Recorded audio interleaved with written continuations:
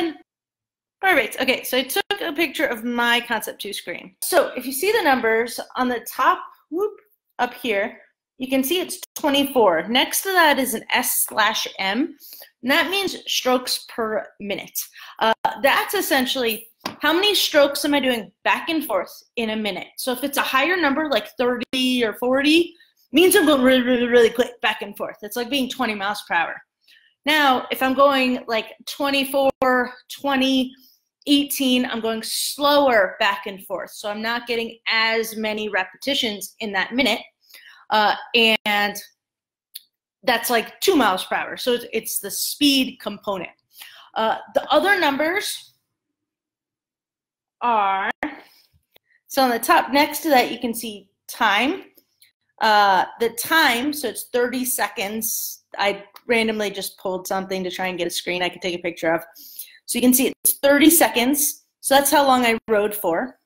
The big number in the middle is really kind of key along with that. So the thing that says 218, it's really kind of a key number. Under that, it's 75 meters is how far I went. 6504 is if I kept pulling like that, like I was doing, in 30 minutes, I would get 6,504 meters. But the big number, that 218 in the middle that was there, and the strokes per minute, those two work really good together. The other numbers are pretty much, you can kind of ignore them unless you're like, hey, I want to row for 2,000 meters. Hey, I want to row for a certain amount of distance. And then how long you're rowing, that kind of thing.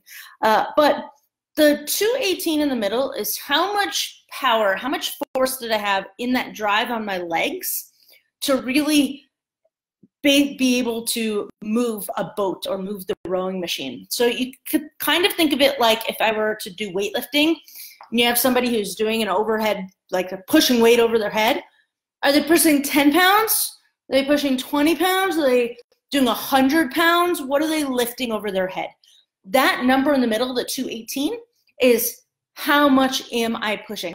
That number is really like if I'm lifting, if I'm doing something, we can think of it like how much am I lifting? So the overhead, I could be pressing 20 pounds or I could be pressing 100 pounds. That number is how much am I pressing with my legs? And it kind of translates that way. The only difference is it's telling us that information in time. So for time, instead of like pounds. So instead of thinking, hey, I'm lifting 100 pounds or whatever kilograms, it's a time measurement instead per 500 meters. So a lower time, like 159 or 130, is going to be a person lifting 100 pounds versus a 230 is a person lifting 50 pounds. You could think of it that way. So it's really how much am I pushing with my legs to really be able to transfer that, move the boat, and how much force am I getting with my legs to move it or move that flywheel. And that's essentially what that number is measuring. Now, the strokes per minute was the one on the top right. So on my picture, it was a 24, I believe. So on that top corner where it says 24, so that was the speed like we talked about. So it's how fast was I going? I got 24 strokes in a minute if I kept at that speed, not necessarily the time measurement of how much am I pushing or pulling. So I hope that helps a little bit. So those are the numbers on this. Those are the numbers on the screen. Depending on what screen you have, what machine you have, those numbers might be in different places. They might look slightly different. Even if you press units on the Concept 2, it'll go between watts, calories. So you're getting different inputs. And you're getting it in different ways. I tend to stick with the screen that I showed you because it gives me a lot of information. And usually people are talking about it in those that split. So the split is that 218 number. That's what we call it. It's a split per 500 meters. So that's your split or your pace. We're usually looking at that number and the strokes per minute. The rest, hey, how long did I row? how far did I row? Those matter too, but the rest, most rowers don't really look at it in the watts or the calories. Now, if you're doing CrossFit workouts, sometimes it's like, hey, row for 20 calories or things like that, and that's when you kind of switch it. So the strokes per minute does not impact your split time.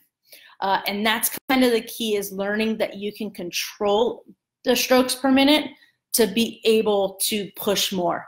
However, some people do say, so I'll take that back a tiny bit, that if they're going faster in the strokes per minute, so they're going really fast back and forth, they find that they can get like 130. They'll get a lower split, and lower is better or more power, more weight. But for longer rows, it's really not that it's not sustainable to be able to do that. So people will, if they're running like a 500 meters, you'll find people are just going really, really, really fast because you're getting momentum, and because with that momentum, you're able to push more. But in reality, it's not actually impacting it.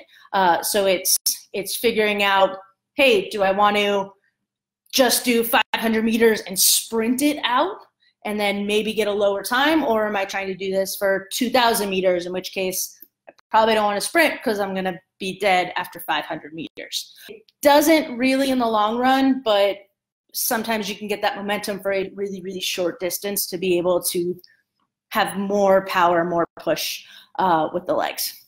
So yeah, those are the numbers. What I'm going to do is I actually have a handout that I have them all written out and what they all mean. I just kind of have to find it, and once I find it, I will put the link in here for you guys so you can get it.